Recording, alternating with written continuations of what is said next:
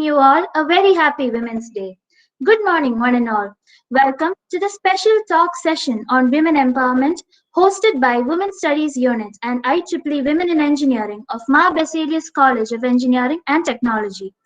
International Women's Day has been celebrated over a century now on March 8th every year. This year, the theme of International Women's Day is Women in Leadership Achieving an Equal Future in the COVID-19 World. How many of us know that International Women's Day is symbolized by the mimosa flower, a symbol of strength, sensitivity, and a sign of respect? Purple, green, and white are the colors that signify this occasion, and they symbolize justice and dignity, hope and purity. We need to reshape our own perception of how we view ourselves. We have to step up as women and take the lead. We should never let our fears prevent us from doing what we know is right. Let's invoke God's blessings with a prayer song. Let's close our eyes and bow down our heads in prayer. I invite Nikita to lead us in prayer.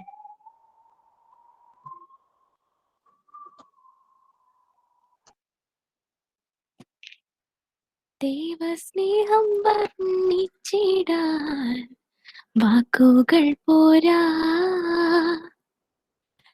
നന്ദി ചൊല്ലി തീർക്കുവാനേ ജീവിതം പോരാ. കഷ്ടപ്പാടിൻ കാലങ്ങളിൽ രക്ഷിക്കുന്ന സ്നേഹമോർത്താൽ എത്ര സ്തുതിച്ചാലും മതി വരുമോ? ദൈവസ്നേഹം വർണ്ണിച്ചിടാൻ വാക്കുകൾ പോരാ, നന്ദി ചൊല്ലി തീർക്കുവാനേ ജീവിതം പോരാ. സ്വന്തമായൊന്നുമില്ല, സർവ്വതും നിന്ദാനം, സ്വസ്ഥമായി ഉറങ്ങിടാൻ സമ്പത്തിൽ മയങ്ങാതെ, മണ്ണിൻ സൗഭാഗ്യം നേടാനായാലും ആത്മനഷ്ടമായാൽ ഫലമെവിടെ? ദൈവസ്നേഹം വർണ്ണിച്ചിടാൻ വാക്കുകൾ പോരാ, നന്ദി ചൊല്ലി തീർക്കുവാനേ ജീവിതം പോരാ.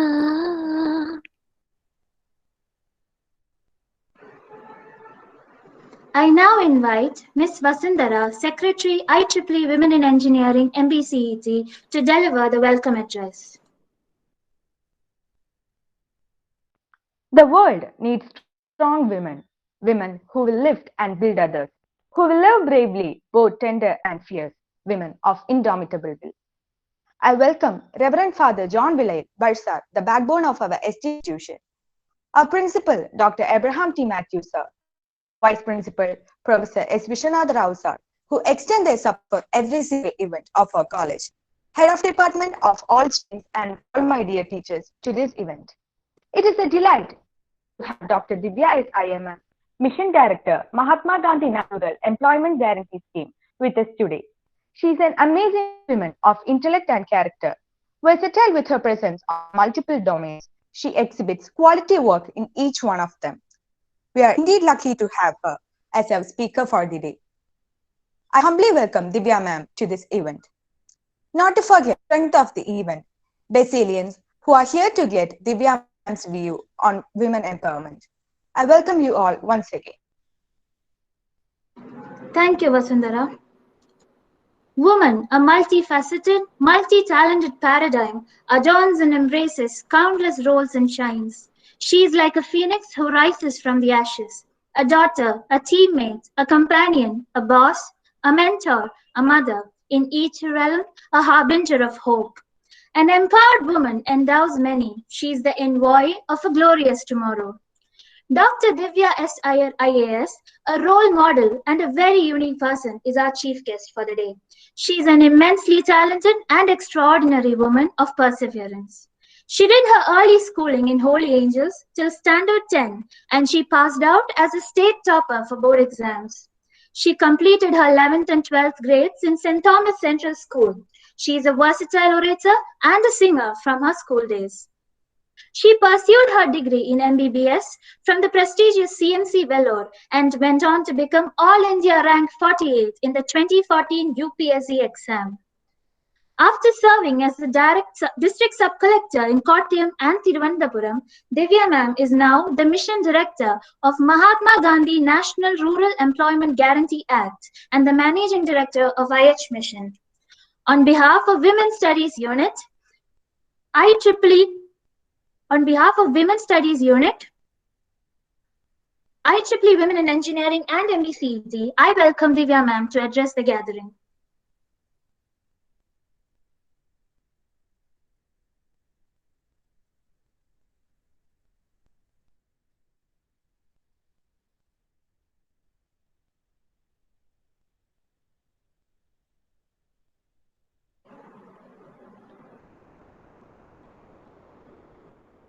Ma'am?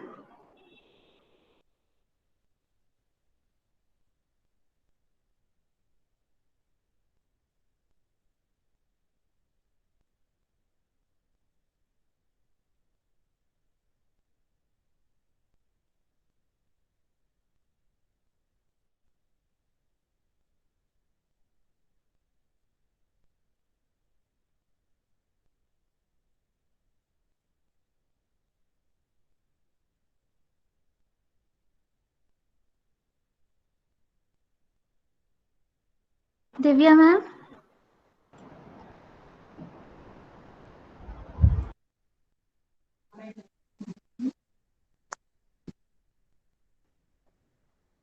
Sheetal, ma'am will join after 10 minutes.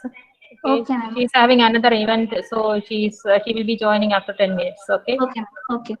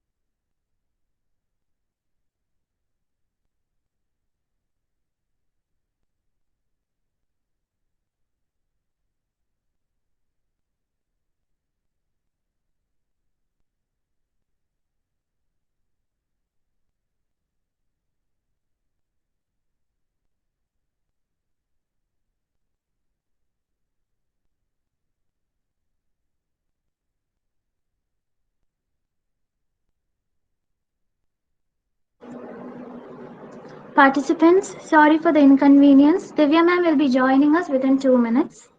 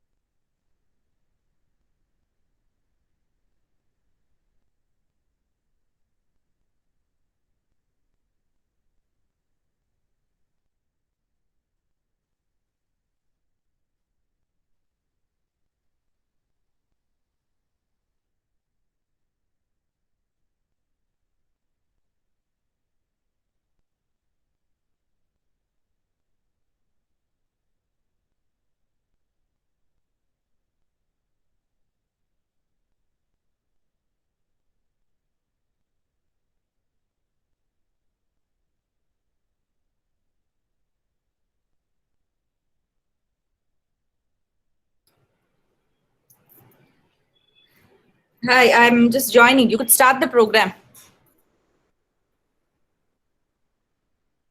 Hello, am I audible? Yes, ma'am, you're audible. Yes, ma'am. Yes. Yeah, you Sridhar, could start the please program. continue. On behalf of Women Studies Unit and IEEE Women in Engineering and MBCET, I welcome Divya ma'am to address the gathering.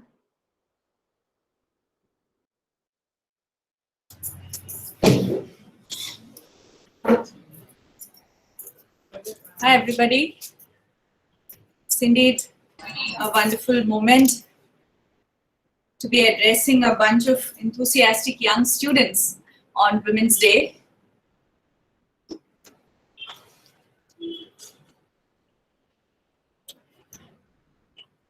So I have actually been to your college once, I think, and my sister, my cousin is an alumnus of your college. So all the more reason for this day to be more special and this interaction to be more special. I don't want to, sit down and give you a long lecture on what needs to be done, but I would just like to share some of my experiences with you all, and hopefully we can have an interaction after I talk. Is that okay? Yes, ma'am. Yes, ma'am. Okay, great. So let me give you a few, nuggets of my experience. What I think should be done for this Women's Day. Now, the fundamental question always raises as to whether it is required to, have or to earmark one day as Women's Day per se, isn't it? So that is one question that everybody keeps asking. And also, someone recently asked me. I'm actually releasing a book today. One of my books is getting released today evening. There's a book launch that is organized in the evening, and the book is on feminism, in fact. So I have done a translation from English to Malayalam. I'm sure many of you would have read this book, the English version at least. It's called Dear Ijjavali. It's a book. We have translated it into a title as Etrain Priyapattavalka or Feminist Manifesto. So it's a very tiny book, hardly 100 pages, and you can actually finish reading it in one sitting. But it gives some really bold and impactful suggestions for women and to society as such in order to raise a generation of young children who can survive in this world without going through any sort of gender discrimination. That is the idea of the book. Now, why I'm saying this is not only to pick your interest, but also to share an experience that I had in this process. Now, I was inviting, a very well-known person, a male, for the book release. And so I told him the name of the book, that, it's called Etrain Priyapattavalka Feminist Manifesto. And so he asked me a very interesting question. He asked, what is the, is there a word for, men, just the way there is a word for women, like feminism, Is there something which is corroborated with men in those lines? So we said, is there something called masculinism? I'm afraid there is no, standard or established school of thought that actually works and fights for rights of men as such, though we do see several, social media outbursts nowadays, things like Mard and all that. We do have groups of men who are fighting for women, but, whether there is a counterpart of feminism was the question that he was asking me. Now, so these are very fundamental questions that still seem to, hassle a lot of people in our society. Whether women empowerment actually means luxury, whether it's a privilege that we are giving off to women, whether feminism is something which is unwarranted, whether women are making a hue and cry out of nothing, why can't just women go about living their lives just the way men go about living their lives, These are several questions that still reside in the minds of a lot of men and some women also. So on this day, these are the things I would want you to actually look into, look into your own lives, look into the lives of people around you, and ask yourself whether we are justified in promoting or advocating feminism, whether we are justified in fighting for women empowerment. Unless we strongly believe in what we do, unless we have faith in our own words and our own actions, there is no point in actually being the mouthpiece of someone else or somebody else or celebrating any day just for the heck of it.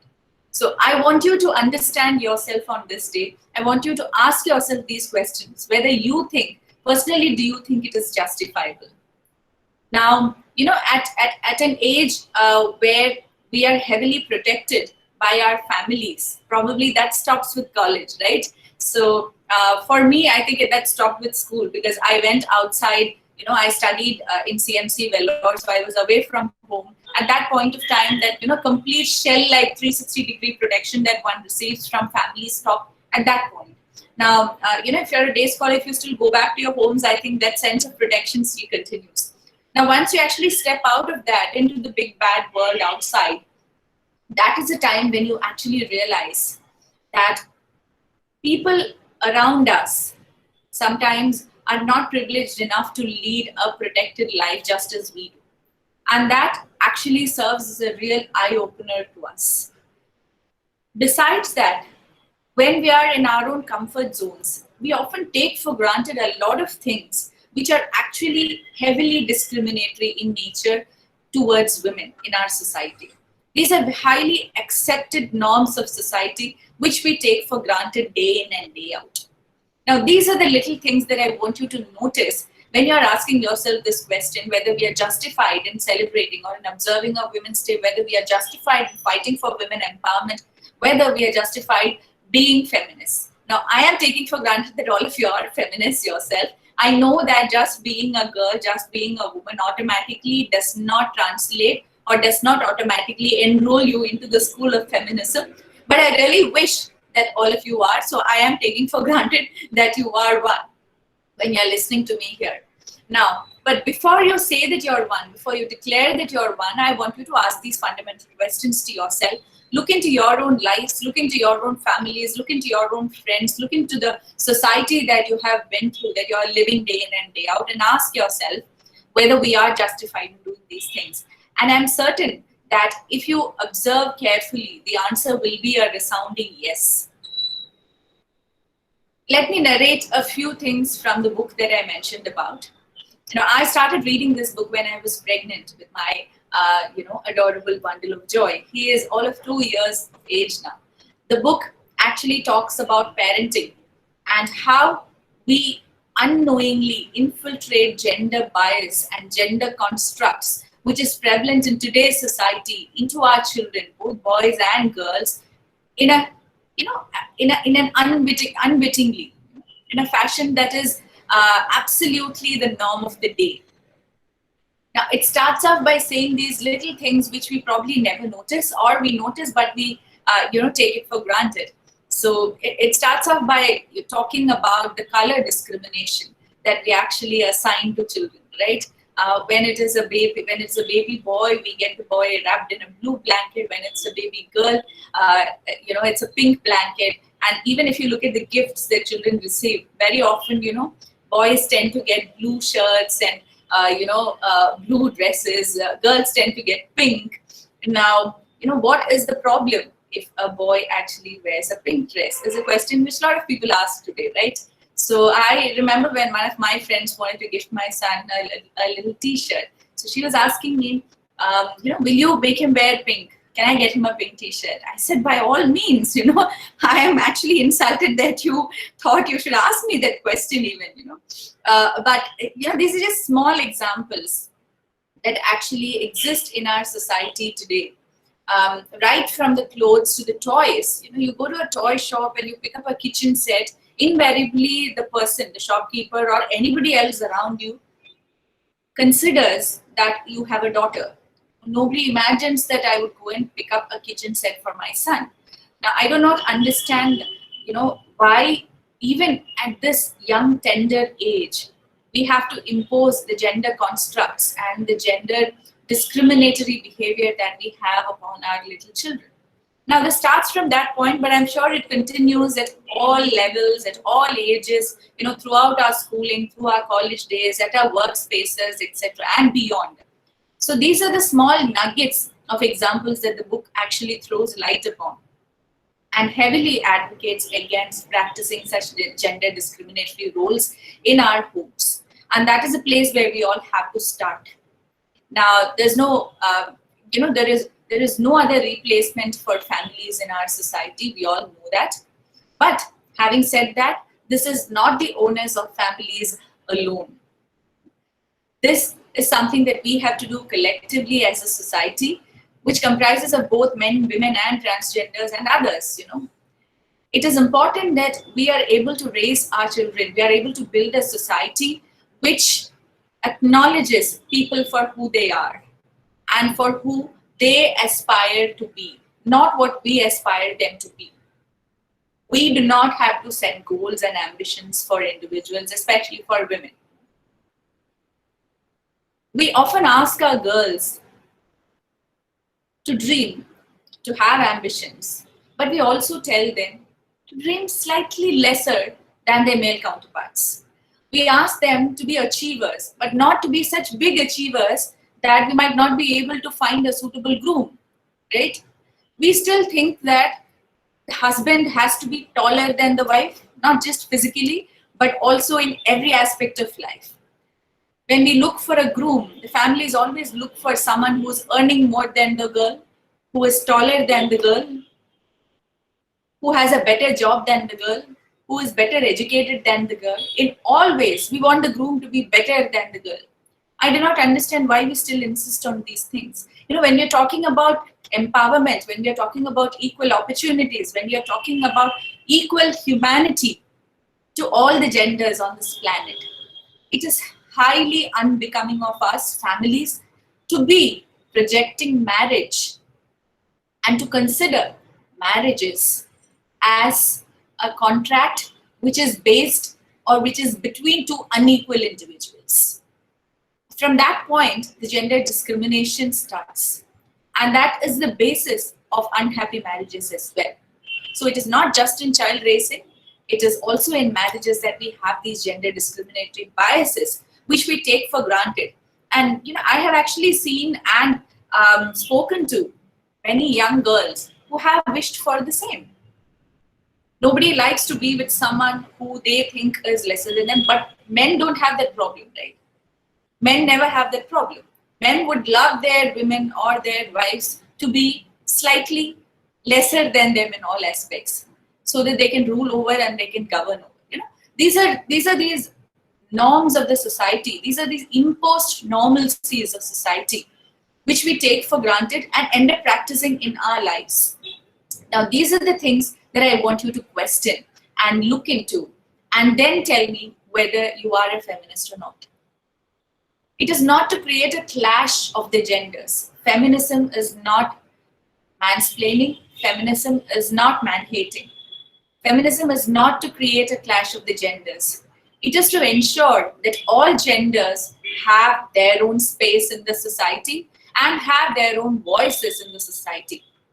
Anyone who believes in equality of all the genders, anyone who is willing to embrace the entire humanity of womanhood is a feminist.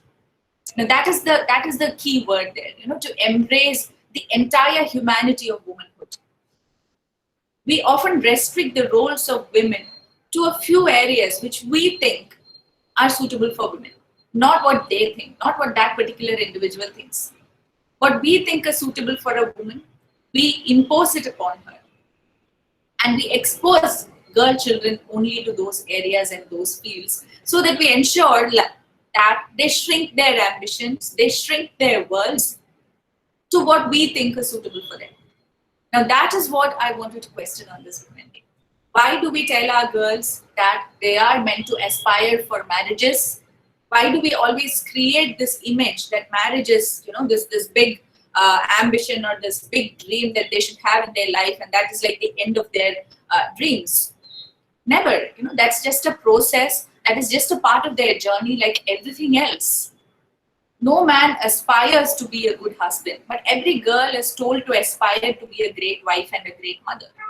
Now, these are I'm certain that all of you have gone through this, all of you will be going through this. You have at least seen it, if not having gone through it. Now, I'm not even talking about the extreme forms of violence or injustice that is being meted out against women. That counts for a completely different chapter or a different session altogether when we talk about violence against women, when we talk about sexual abuse, when we talk about domestic violence, marital violence, violence at workplace, violence in society, and the list goes on. I'm not even getting into those extreme things. I'm just talking about these small little nuggets of our day-to-day experiences, of the norms and the gender constructs, the such rigid gender constructs that we have, that we practice in our day-to-day lives, which actually contribute towards a large part of women's disempowerment.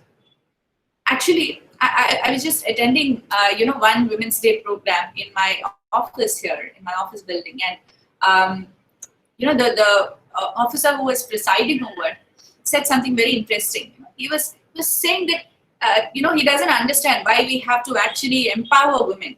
You just have to remove all those thorns which have disempowered women systematically over the years, right from the age of Yajnavalkya and Maitreyi. Any mythology you look at, whether it be Indian mythology, whether it be Oriental mythology, whether it be Greek mythology, any mythology you take, you will always find instances of women who are extremely powerful, or women who are extremely well educated, the characters of women who are extremely well educated and powerful.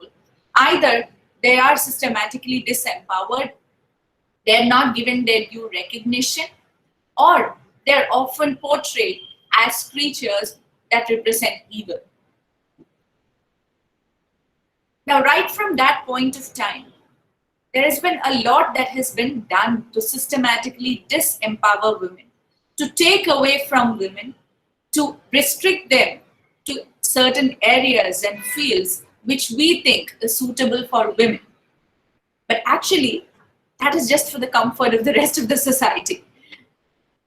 We restrict women to certain areas because that is more comfortable for the rest of the world, not because that is the woman's wish, not because that is comfortable for her. Now, it's important that at this age and era, we slowly but steadily recognizes each of these little thorns that has been very systematically pricked into women's existence in our society, that has been added onto the rigid gender constructs that's prevalent in our society. Those are the examples that I gave you, right from the color discrimination to the toys discrimination, to how marriages are unequal marriages, unequal systems, to a lot of other things that actually exist in the society. So these are very small little things, but they are actually the thorns that have contributed towards women's disempowerment. And when you look at these day-to-day norms that are practiced around us in our society, I'm certain that if you're not yet a feminist, you will soon become one. And if we can remove one thorn at a time, one person at a time, one family at a time, certainly we would be able to bloom into ourselves. We are strong women ourselves. All women are strong women themselves. All men are strong men themselves. No? There is no need to give strength to a woman from outside. All that you need to do is to remove the thorns, is to remove all the ropes that have been tied around her. She will be a free bird, she will have a voice of her own, and she will be a strong woman. That's all that one needs to do. So, I exhort all of you, it's such a valuable time today for you to think about these things. It's such a wonderful time for me to be able to share these things with you. And I'm extremely glad that each one of you here today will actually be torchbearers of change in our society. All the best to all of you. And I sincerely hope that all of you bloom into your full selves and embrace the entire humanity of womanhood in your lives and enable other women to do the same. Thank you so much, and wishing you all a very meaningful Women's Day. Thank you, ma'am, for your words of wisdom. Ma'am, do you have a few minutes to spare? Our audience might have some questions. Yes, I can spend another 5 minutes here. Ma'am, how would you like our audience to ask questions? Should they post it in the chat box? I can read them out for you, or do you want them to unmute their mics and ask you? As you wish, whatever is suitable for you. So, audience, please, if you have any questions.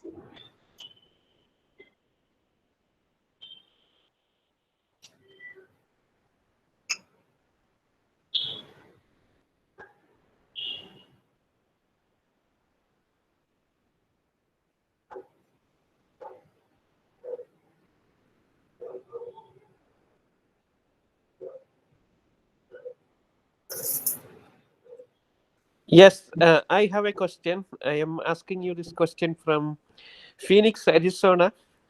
So, you are a representative of a government and your husband is an opposition leader. So, how do you separate your work life and personal life so there are no clashes at home? Very interesting question. There is, as you said, that separation actually cannot be watertight, as you can imagine. We, of course, discuss work at home as well, but we ensure that we don't encroach into each other's spaces. That is very important for us as individuals, that we have our own independent spaces, that we have our own independent decision-making, capacity, and that we don't erode into that. So whether, I think even if we were in two other professions, if I were a doctor and he were an engineer or a marketing consultant, as we were prior to entering public service, both of us were in different professions. So even if we were that, I think we would have still maintained the same sense of independence and allowed to have that space between us. So that helps us stay sane, and we don't really erode or encroach into each other's professional lives. But we definitely give a different viewpoint. From an administrator's point of view, when I look at things, it might be different. From a people's point of view, when he looks at things, that will be different. So I think it's a healthy sort of clash that we have. It's a healthy argument and a healthy discussion that we often have at home when it comes to our professional lives. As far as in personal lives, the differences of opinion and the clashes are just as same as it would be between any husband and wife. I don't think it really changes. So, thanks for the question. Ma'am, there's another question in the chat box. I'll read it out for you. Ma'am, can you share your opinion about implementing the idea of women empowerment in schools and also about the proper use of social media for promoting this concept? Yeah, I think, rather than women empowerment per se, schools should look at and conceptualize putting an end to discrimination, putting an end to gender discrimination. That should be the more generic and the umbrella term that we should use, is what I think. Because the very concept of women empowerment, when you talk about it to a child, there's an implied meaning that men don't need any empowerment and only women need empowerment. So when it comes to a child, I'm not talking about women who are already going through gender discrimination, who are already facing unique challenges just owing to their gender. For that, the term women empowerment is okay, is suitable. But when it comes to children, I think you should look at putting an end, putting a full stop to gender discrimination of any sort. It could be a gender discrimination to a boy, to a girl, to whoever it is. That gender discrimination should come to an end. That should be the concepts in schools, is what I think. And those were the kind of examples that I was talking about, whether it be the kind of clothes that children wear, whether it be the kind of toys, whether it be the kind of games that one is exposed to. I think it's important that both girls and boys should be exposed to both sports and arts in equal measures. Whatever they would like to indulge in, they should be allowed to indulge in. It should not be as if cookery classes and stitching classes and embroidery classes are for girls, whereas boys will go out and play basketball and football. That kind of a discrimination should end in schools as well. I'm certain that there are several schools that are actually implementing this today. So it is not a new concept that I'm talking about, but we definitely have best practices from across the globe, which is striking enough to actually put an end to a gender discrimination. And that is what we should be implementing in schools. Even if when it comes to our textbooks, when it comes to the stories that we have, There are a lot of stories, there are a lot of these concepts that we actually give to children. When you look at, say, a chapter on family for a kindergarten children, for kindergarten children, you would always see an illustration wherein the father is, well dressed, carrying a bag, carrying a suitcase or a laptop and going for work, and the mother would be in the kitchen, with a spatula or a tawa. Now, that is the kind of concept that we are giving children right from the beginning, that a father is supposed to go out and work and make money, and mother is supposed to be in the kitchen or do the domestic chores. No, that is the kind of gender discrimination that I'm talking about. Now, this is a highly impressionable age when it comes to schooling. So at that point, we need to ensure that whatever we teach children, whatever we are to children, and whatever exposure we give to children is in the right fashion and helps in putting an end to gender discrimination. So, I think that should be our target. And how to ensure that social media does this, I think it is another session by itself, because social media is a double-edged sword, as we all know. It also serves as a huge arena for gender discrimination as well. The kind of unsavory remarks and comments that are targeted against women is completely uncalled for in social media as well in certain circumstances. But I'm not saying that the entire social media is filled with filth. But social media can be used as a tool to end gender discrimination. At the same time, the etiquettes in social media itself needs to be cleaned up first in order to actually ensure that itself doesn't become a tool for gender discrimination. So it is a double-edged sword and really requires a lot of work in that space, in the cyberspace, is what I think, as far as gender goes.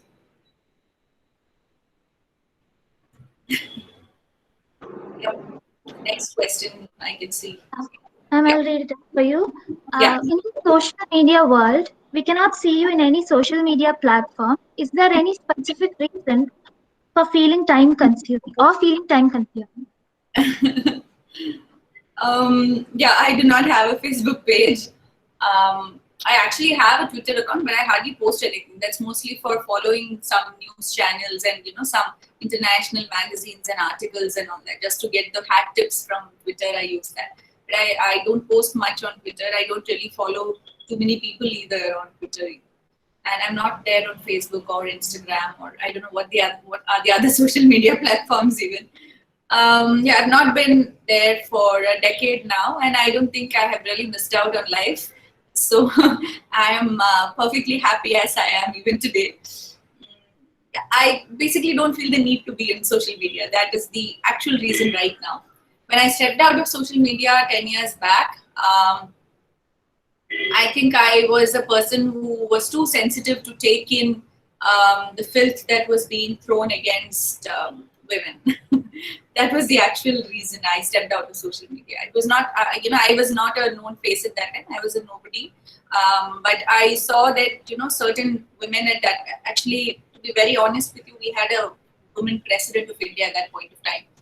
And the tipping point was when someone actually had written something against her, which was very filthy, and which, and I thought no woman deserved to actually take in comments like that.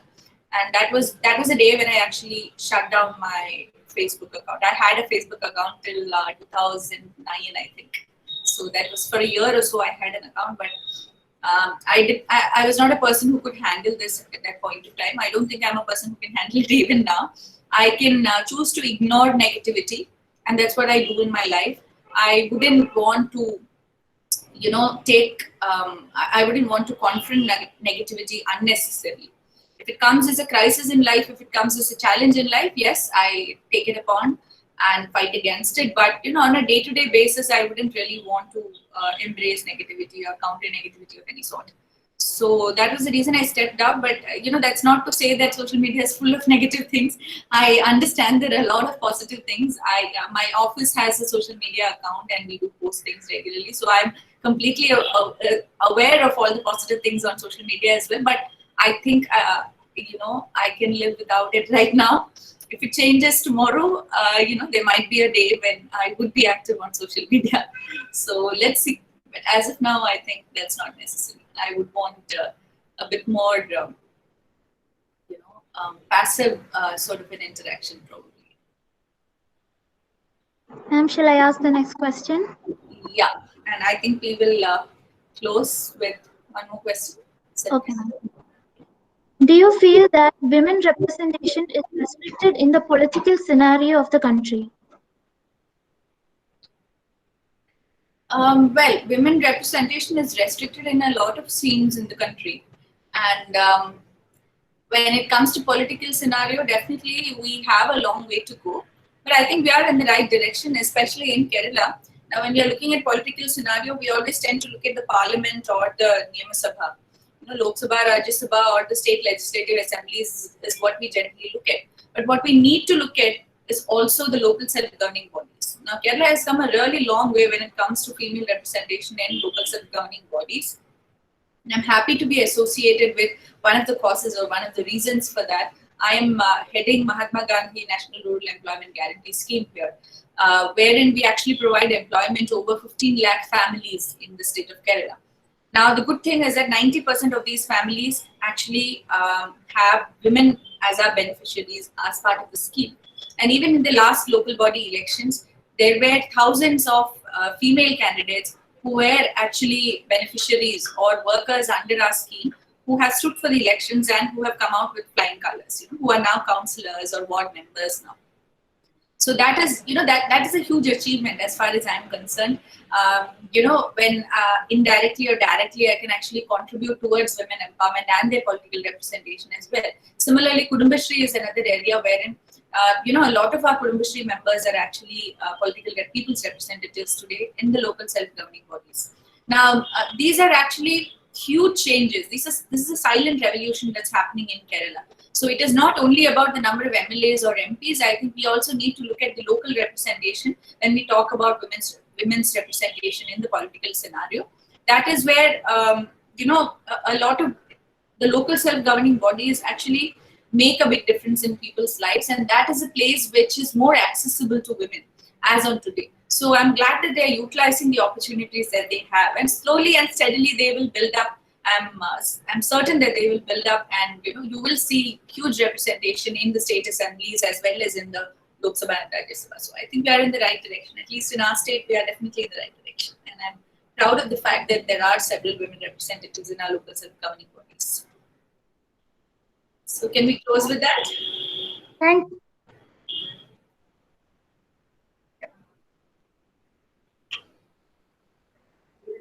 Yeah, I think the next question also is something similar, and the answer would be the same as far as reservation goes.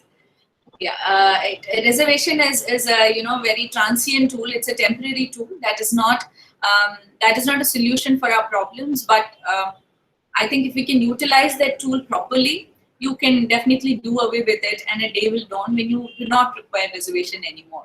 And that is slowly happening in case of our local self-governing bodies.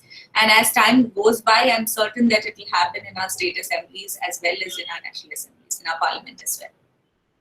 Okay. Thank you, ma'am, for your valuable time. The feedback form for the event is posted in the chat box. Participants, please make sure you fill it before leaving the session. I now invite Dr. Nisha G.K. Ma'am, WSU member and HOD of Electrical and Electronics Engineering Department, to deliver the vote of thanks. Thank you, Shidhar. A very good morning to one and all. I deem it a great honor and privilege to propose the vote of thanks on behalf of the entire fraternity of Women's Studies Unit and IEEE Women in Engineering MPCET. First and foremost, I would like to extend our hearty vote of thanks to the Honorable Chief Guest, Dr. Divya Iyer. She is one among those fascinating women figures in our state. She is an IAS officer, writer, actor, singer, doctor, and above all, she is a wife and a mother. She has always succeeded in bringing out the best, and therefore she is honored and has inspired many. Due to her excellence, we found her a felicitous person for this event. Ma'am has spared time from her busiest schedule to grace the occasion on this special day on the topic women empowerment.